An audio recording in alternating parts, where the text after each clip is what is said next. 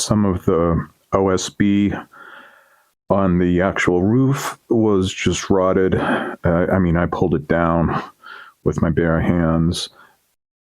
Some of the truss ends there were rotted, and one of the trusses had to be completely replaced. So in order to access all of that, we had to peel up the roof membrane, and that involves pulling up the terminator strip, going across here and peeling back the top of the front siding, and then peeling back the membrane, the actual rubber membrane of the roof. As you'll see in a minute, there is the corner starting to be pulled up with the terminator strip removed, the rubber membrane being peeled back, the front siding being peeled up.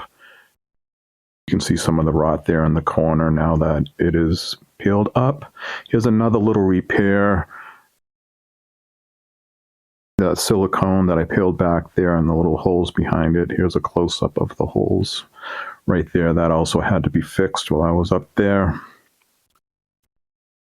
The front siding peeled up and some new wood in there already. Getting ready to put in the new pieces. I only cut out where I had to. Someone giving a peace sign there. Some nice helper handing me up some caulking. I've already started building some of the truss ends there on either side. And as you can see, I've only pulled up the rotted parts of the OSB. The middle part was good, and it just helped hold everything in place. So you'll see here where I just kind of scabbed in the two pieces I cut out on either side of that. This is a shot of the rubber membrane back down, the terminator strip screwed in place over the front siding flap that has also been put back where it belongs. And this is the terminator strip with the lap sealant all in place covering the screws. And there it is, all repaired. So it needs a roof at some point, but that kept the project going for now. It's loose.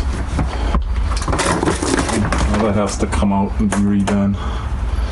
It goes all the way down this wall. Just like the other wall on the other end.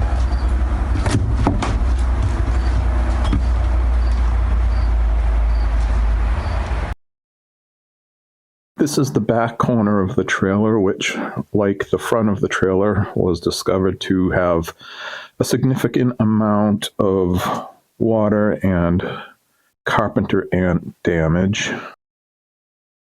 Here I'm pulling out all the insulation. The rotted studs, the rotted sill had to come out. The new floor joist going in there with new insulation in the floor. I had to, rip 2x4s and 2x3s to make studs for the walls.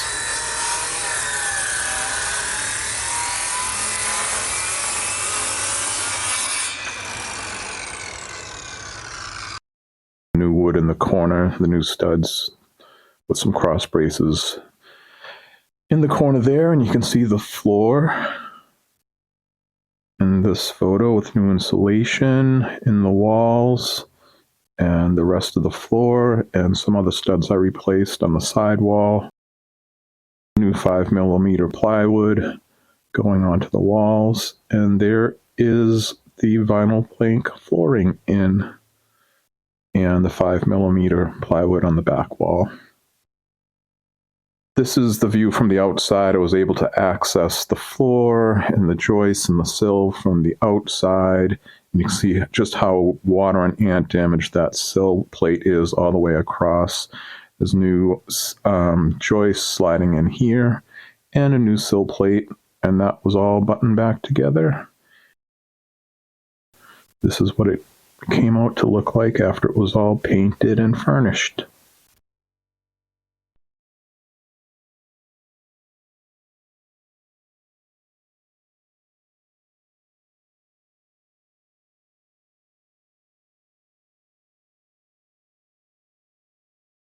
The corners of the trailer were a major source of water infiltration, and all four of them needed to be redone. So this is an example of what it looked like after I took the old corner off, and you can just see how loosey-goosey everything was in there.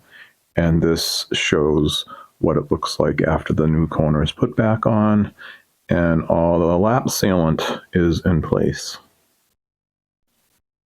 The kitchen and living areas didn't really suffer the kind of damage that the front and the back did, but we still decided to update and paint them anyway. Here we have all the cabinets removed and some areas have already been primed. And this is some peel and stick brickwork that went in behind the sink and wrapped around to the side. And that's some peel and stick faux stained glass on the top of that window, which I think looks nice. There's the same window with the little cubby above it, decorated. And this is looking down the sink and showing the little area where we put up a kitchen-related picture. We decided to paint the fridge black. And here's the refrigerator, microwave, and faux brickwork at a different angle. And so that's the Layla renovation to date. We haven't done the bathroom yet, so I'll most definitely document that when the time comes and make a video out of it. And for now, I'll just leave you with a video walkthrough of the living areas that have been finished and decorated. Thanks for watching, and if you'd like to see future updates, please subscribe. If you like this video, click the like button to be notified when I post future videos. Click the bell icon. Thanks for watching, freedom lovers.